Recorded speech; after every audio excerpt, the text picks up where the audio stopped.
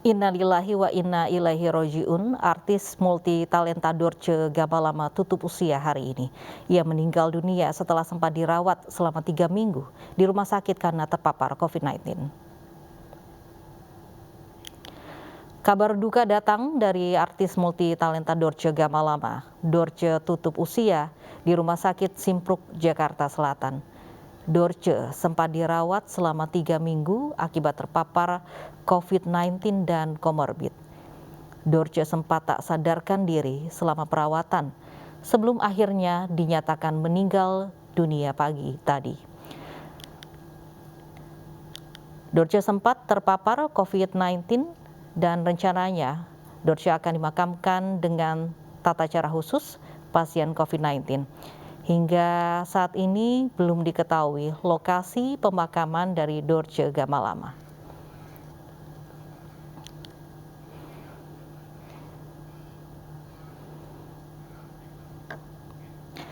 Dan pemirsa, kita terhubung dengan Ibu Hetty Sunjaya, sahabat dekat dari Dorce Gamalama.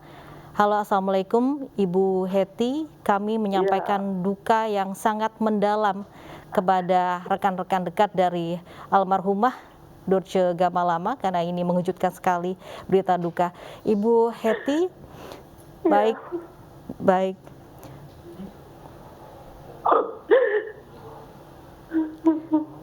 Baik, mohon maaf sekali kami harus menanyakan ini kepada Ibu Hetty. Ibu Hetty, terakhir kali bertemu dengan Bunda Dorce kapan, Ibu Hetty? Ya, kemarin sebelum masuk rumah sakit RSPP, ngantar teman-teman juga untuk membesuk ya, dari Arafah juga dari Seniorita. Beliau masih baik-baik saja, masih bisa bercanda, masih bisa berkomunikasi walaupun terbata-bata dan masih lemah, drop gitu ya. Nggak lama dari situ, mungkin 2-3 hari itu aku dapat berita dari anaknya Abu Bakar, tante mama masuk lagi rumah sakit katanya gitu kan, kayak pingsan gitu katanya gitu. Kenapa lagi Bu? Aku bilang iya nggak sadar, mau ya cepat dibawa ke rumah sakit. Akhirnya dibawa rumah sakit RSPP kan. Biasa masih tetap dengan diabetes dan ya seputar diabetes beliau lah, Alzheimer-nya juga masih, jadi dan masih seputar dengan diabetesnya beliau. Tapi ada beberapa minggu setelah di opnam di RSPP ada gejala infeksi COVID katanya gitu kan. Nah akhirnya nggak lama kemudian dipindahkan beliau almarhum ke rumah sakit RSPP Simpruk. Nah dari situ sudah tidak sadar. Dari masuk pertama di RSPP Kebayoran memang sudah tidak sadar.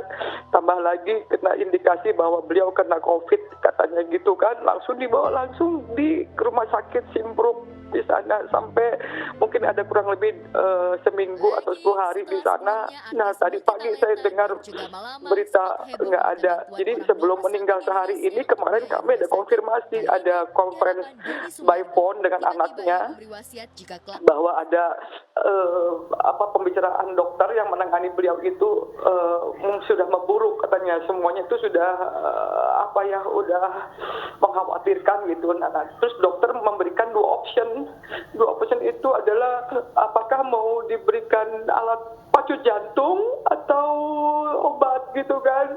Jadi dengan cara alami atau dari pacu jantung. Tapi kami ada kakaknya Ibu Ita, ada anaknya Ima, ada tantenya juga Marina, dengan saya ada konferensi di HP bahwa dokter memberikan option itu. Jadi kami keluarga dan yang terdekatnya beliau itu memberikan, janganlah katanya, jangan dipacu jantung gitu, kasihan karena kami satu udah drop, kedua udah nggak sadar, terus juga takutnya malah nambah kemana-mana kalau dipacu jantung gitu. Akhirnya kita memberikan kesimpulan udah diobat aja dengan secara alami aja, diobat aja, diberikan obat aja. Minta mudah-mudahan dengan kasih obat ada mujizat Allah gitu kan. Tapi ternyata Allah lebih sayang. Baik. Lebih sayang beliau. Baik, artinya Ibu Hetty juga sempat menemani pada saat-saat terakhir Iya, almarhumah? iya, ya, kebetulan dari beliau sakit dari ya rumah sakit B, rumah sakit C, sampai terakhir ini rumah sakit Pertamina ini, memang saya yang mengurus dengan anak-anaknya, dengan kerabat terdekat. Jadi saya udah puas sekali mengurus beliau itu. Dari dia sembuh, sakit lagi, drop lagi, pingsan lagi, gelisah lagi, sampai divonis Alzheimer, itu kebetulan kami inilah yang mengurusnya gitu ya. Dan kami juga walaupun beliau sudah tiada tuh puas sekali untuk mengurusnya beliau, tapi tetap yang namanya kehilangan tuh saya kehilangan sekali. Baik, baik. Karena memang sosoknya sangat hangat sekali Ibu Hetty ya, bukan hanya Iya, dengan betul. keluarga, tapi juga banyak rekan-rekan yang mengenal sangat baik Iya. Bunda Dorce. Iya, betul. Begitu, Bunda Dorce juga terlihat memang di masa-masa terakhir berjuang melawan penyakitnya, begitu semangat untuk sembuh begitu. Ibu Hetty, kalau untuk informasi almarhumah saat ini sudah berada di rumah duka? Belum. Makanya kita juga nggak tahu apakah bisa dibawa pulang atau memang di prosesinya di rumah sakit, belum ada beritanya gitu loh. Apakah ya mudah-mudahan tapi kita nggak tahu juga, ini masih nunggu konfirmasi dari rumah sakit dengan anak-anaknya. Belum tahu apa bisa dibawa pulang atau tidaknya, belum ada konfirmasi. Baik, saat ini masih posisinya di RSPP Simpruk ya, begitu ya? Iya, betul. Baik, kalau untuk rencana pemakaman Ibu Hetty apakah sudah ada kabar? Belum juga. Mungkin pasti hari ini ya, entah jam berapanya belum tahu, karena itu tadi saya belum dapat konfirmasi yang sebenarnya gitu loh. Tapi kabarnya akan dilakukan secara protokol COVID-19 ya? Ya, kemungkinan seperti itu. Baik, Ibu Hetty, kita ingin mengenal begitu bagaimana kenangan Ibu Hetty bersama Bunda Dorce. Apa yang paling diingat Ibu Hetty?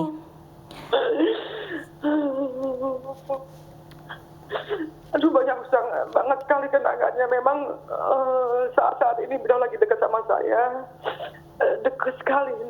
Dan beliau sebelum sakit yang parah juga sering diam di rumah, sering nginep di rumah dan selalu ngeluh, gue ini kok nggak sembuh ya, kaki gue kok sakit, gue mau tidur di rumah lu aja ya, Het ya, di sini ya, baru 2-3 hari aja, nggak apa-apa mbak mau selamanya juga nggak apa-apa di sini, ntar Het yang jagain, nggak, takutnya ntar lu bosen sama gue, kayak begitu ya, biasalah bercanda kayak gitu. Dan kenangannya itu bener-bener kalau lagi umroh atau lagi ada show kemana-mana, selalu dia ngeledekin saya juga ngeledekin dia, begitulah. Dengan dia cara makan dia, memang makannya dia tuh terlalu over ya, dia suka dengan yang siput-siput gitu, kadang suka ngelarang, suka apa, entar dia biarin aja lu, mulut gue lu, duit gue lu. Nah, kadang gitu, bercanda yang kayak gitu yang saya kangen. Dan saya kangen dimarahin sama dia selalu marahin saya demi kebaikan. Jadi kalau saya berbuat apa, selalu dia tuh yang ini, lu jangan begini, lu jangan begitu, lu kan begini gitu loh. Makanya aku tuh ingatnya tuh kalau saya lagi dimarahin, kalau lagi dinasehatin, itu saya kangen dengan itunya gitu loh. Cuman ya Allah lebih sayang. Kenanganku banyak banget, 30 tahun aku sama beliau. Baik, namun di sela-sela menahan rasa sakitnya, sempat sering sekali bercanda dengan teman-teman dekatnya, termasuk Ibu Hetty, merasakan betul. bagaimana senda gurau dari almarhumah begitu. Terakhir kali Ibu Hetty, adakah keluhan begitu mengenai sakit dari almarhumah? Iya, kemarin memang kan ada terapi, kami terapi bareng. Aku juga kemarin waktu itu, jadi beliau kan duluan ke terapinya, ada di daerah dekat rumahnya juga ada terapi. Dia telepon saya, Hetong, lu di mana? Kata gitu. Di rumah mbak, tangan lu udah sembuh belum? Katakan tangan saya kan agak terkilir, entah kenapa gitu, sebelah kiri, jadi nggak bisa diangkat. Udah lu kesini aja, katanya gitu. Ini gue lagi terapi, katanya gitu. Pasti sembuh deh, katanya. Gue juga sembuh kok, katanya gitu. Udah berapa kali di sini sembuh. Nah, aku dengan cepat itu langsung aku pergi tuh nyamperin ke dia. Dia udah lagi diterapi dari ujung kaki sampai ujung kepala tuh lagi diterapi, kayak lagi dikasih kabel-kabel begitu, kayak di apalah entah apa gitu, fisioterapi gitu. Nah, aku ikutin beliau tuh. Aku juga juga ikutin, aku juga diterapi juga. Nah aku sembuh alhamdulillah, dengan sekali doang aku udah sembuh alhamdulillah. Tapi dia malah yang memberikan solusi untuk saya sembuh, malah beliau malah tambah drop. Nah pas kemarin dibawa di rumah, udah nggak mau lagi ke rumah sakit, udah bosen katanya, gua ke rumah sakit nggak sembuh katanya gitu. Udah gua di rumah aja, lu kesini head katanya gitu. Nah aku datang, dia ngomong begini, Head, kok gue nggak sembuh-sembuh ya? Kayaknya umur gue kayaknya nggak panjang, Head. Katanya gitu, gue sakit, kaki gue nggak bisa diangkat. Gue bingung, gue mesti gimana, Head. Gue kasihan anak-anak gue, lu jaga anak-anak gue. Kalau gue mati, anak-anak gue jaga ya, Head. Katanya gitu. Nah itu yang aku denger itu aja. Terus dia selalu mengeluh, kok gue nggak sembuh-sembuh ya, Head. Katanya gitu. Bukan nggak sembuh-sembuh, Mbak. Ini udah alhamdulillah. Ini penggugur dosa, Mbak. Udah, Mbak, sekarang introspeksi dia banyak pikir, Mbak seorang baik, pasti Allah sembuhkan Mbak. Saya bilang gitu, ya udah makasih Head ya. Udah, nah udah gitu dia ngomong gini, gue pengen makan ya Head, pengen makan salmon katanya, ikan salmon katanya, iya nanti dibeliin. Jadi apapun yang dia minta tuh selalu aku siapin gitu, walaupun aku gimana caranya, by phone gimana lah supaya tuh dia apa yang dia ucap terlaksana gitu loh. Baik. Banyak sekali kenangan sama beliau. Baik, selama menjalani perawatan almarhumah Bunda Dorce juga sempat menjalani terapi begitu. Perjuangan apa yang dilakukan almarhumah sebelum? Banyak sekali. Jadi kalau misalkan beliau udah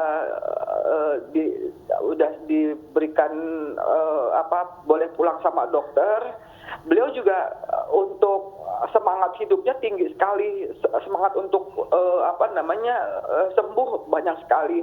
Jadi kalau misalkan ada teman-teman Mbak Dorce atau Bunda Dorce, ini loh terapi bagus di sini anu dia jalanin gitu loh. Dia jalanin walaupun dia pakai kursi roda gitu ya.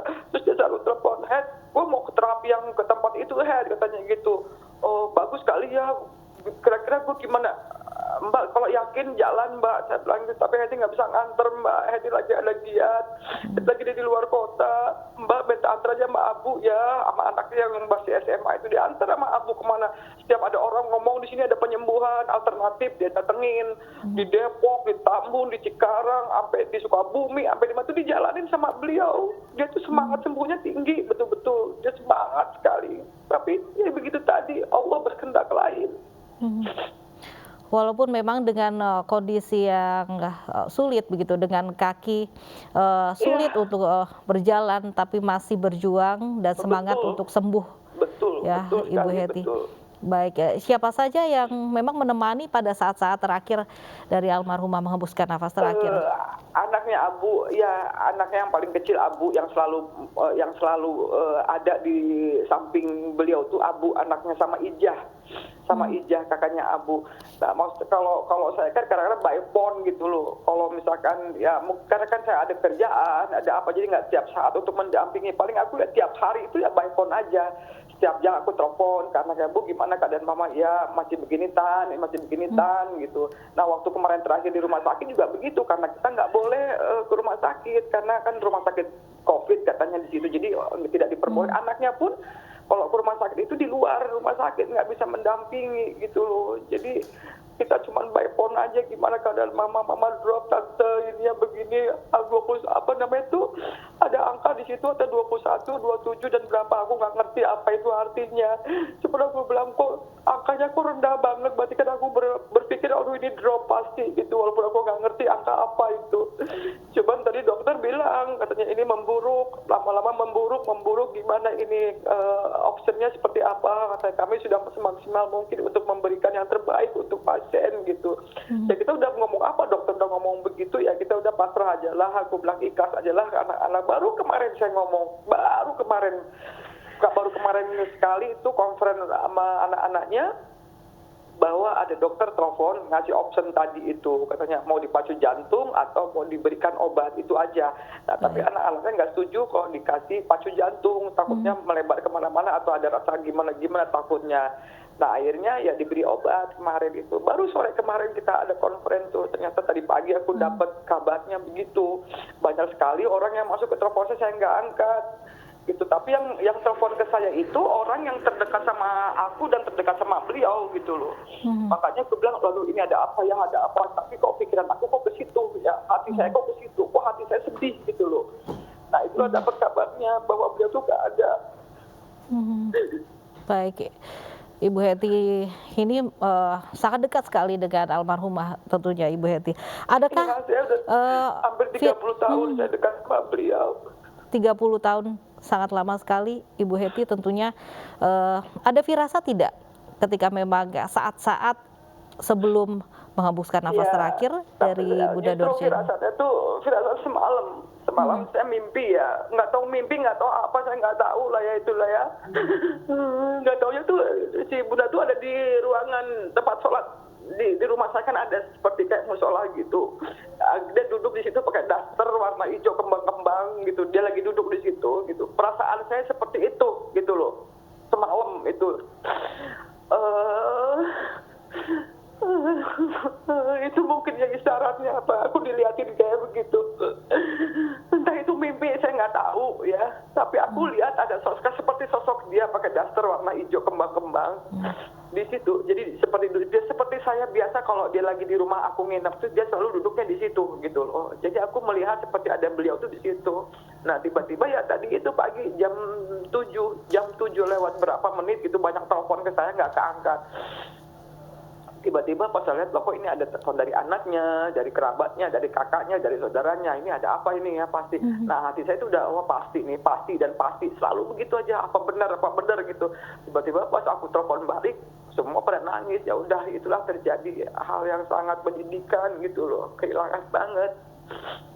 Baik, apa pesan terakhir yang sangat diingat oleh Ibu Heti dari sosok almarhumah? Ingat itu aja, Het, jagain anak-anak gue ya Het, katanya umur gue nggak panjang nih, kayak gitu. Itu aja yang saya ingat. Nah makanya pas tadi anak-anaknya telepon, aku nggak tega ngangkat telepon anaknya yang Abu itu. Si Abu itu bener-bener nggak nangis sampai kayak apa tahu yang paling kecil itu. Ya aku bilang sama Abu, Imah, Ijah, Rizky, ikhlasin mama, nggak ada. Masih ada Tante Heti, ada Tante Ira, ada Tante Fenty, ada Tante Marina. Kamu jangan sungkan sama Tante Heti ya, bilang gitu. Keluarga mama juga banyak, ada Bunda Ida, ada Om Ad, ada banyak lagi keluarga dari kamu, dari mama kan, aku bilang gitu. Jadi mereka tuh benar-benar kehilangan, karena itu anak mama bener, ini anak yang empat ini anak mama banget gitu loh, yang nggak pernah berpisah sama seorang Dorce gitu loh. Walaupun mereka sudah rumah tangga, tetap yang namanya memang hidupnya mereka itu kalau aku lihat anak sama Dorce ini akrab banget gitu loh. Udah kayak di sinetron, jadi dari bahasa itu bahasa sinetron yang bener baik gitu loh.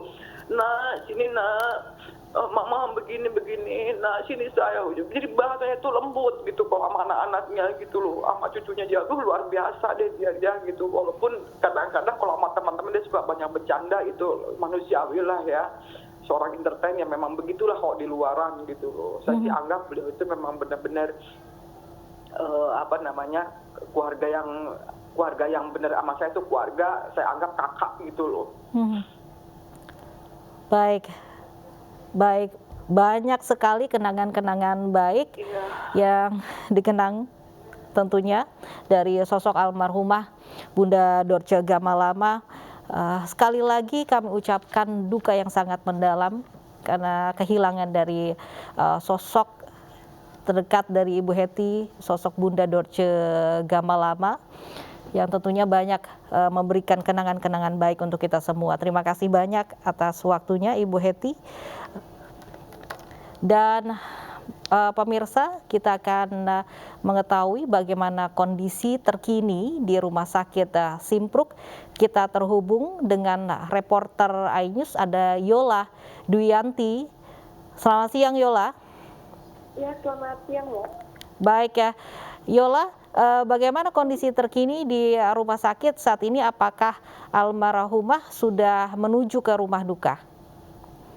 Untuk saat ini Rumah Sakit Simpruk masih sudah mulai berdatangan keluarga dan kerabat, namun untuk jenazahnya sendiri masih di dalam, Mbak. Baik ya, artinya almarhumah masih berada di rumah sakit ya? Ya, masih berada di rumah sakit. Baik ya, rencananya kapan akan menuju rumah duka? Untuk rencana rumah dukanya belum diketahui dan belum ada infonya. Baik ya, saat ini sedang dilakukan proses apa di sana? Untuk kita media belum bisa masuk ke dalam, cuman hanya bisa lihat dari pagar depannya saja. Cuman dari pandangan mata saya, keluarga dan kerabat juga tidak diperbolehkan masuk, namun tidak diketahui tujuannya untuk apa. Baik ya, adakah kabar Yola mengenai pemakaman dari almarhumah Dorce Gamalama? Apakah betul akan dilakukan secara protokol COVID-19? Ya, untuk pemakamannya sendiri akan dilakukan sesuai dengan protokol COVID-19, cuman untuk di mana dan kapannya masih belum ada infonya. Baik ya. Siapa saja yang masih berada di rumah sakit saat ini? Untuk siapanya yang masih berada dalam rumah sakit ini, terpantau sih keluarga dan kerabatnya, cuman untuk pastinya belum diketahui karena berada di dalam. Kalau untuk lokasi pemakaman Yola, apakah ada info? Untuk lokasi pemakaman sendiri, sampai saat ini belum ada info terkait hal tersebut, Mbak.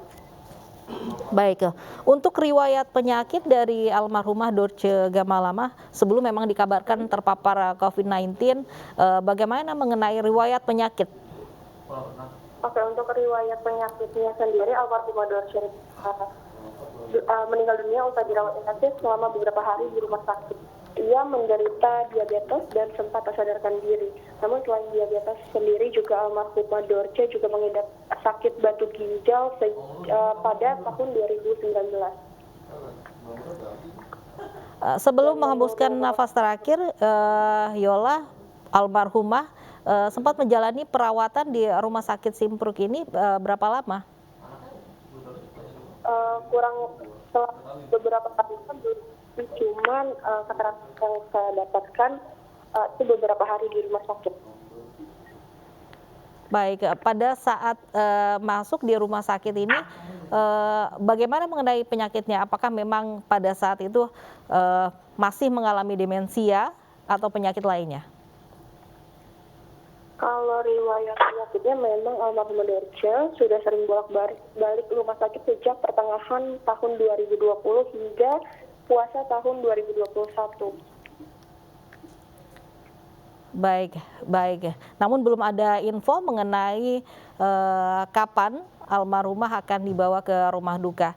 Kami terus menunggu informasi dari Anda, Yola, untuk mengetahui proses pemakaman dari Dorce Gamalama, dan kami juga ingin mengetahui bagaimana kondisi terkini di RSPP Simpruk, tempat di mana dari jenazah almarhumah Dorce Gamalama saat ini masih menjalani proses proses pemakaman, proses dengan protokol COVID-19. Dan pemirsa,